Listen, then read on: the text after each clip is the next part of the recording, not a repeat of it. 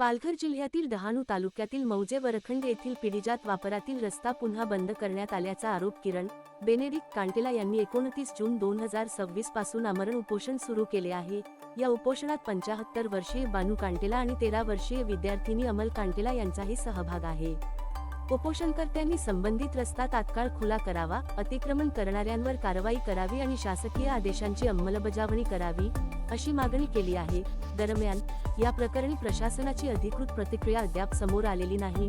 Maharashtra live news पत्रकार संतोष ठाकरे, तालुका प्रतिनिधी तलासरी। बिना काटेला आमचा रस्ता बंद झाला आहे, तर आम्हाला रस्ता खुला पाहिजे। 5 वर्षापूर्वीचा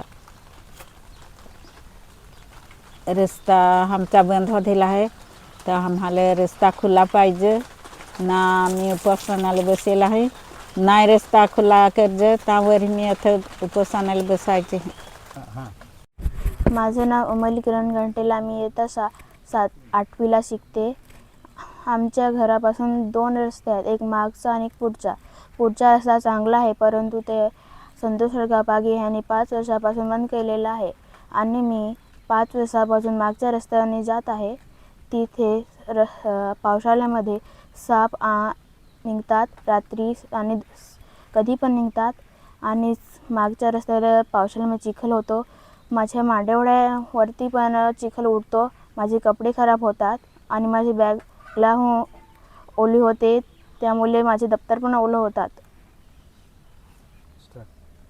आमचा रस्ता समोर आहे, तिथे मी त्यामुळे मी उपोषणाला बसले आहे आणि जेपर्यंत यो रस्ता उघडत नाही आणि त्यावर गुन्हे दाखल करत नाही त्यापर्यंत मी इथून उठणार नाही।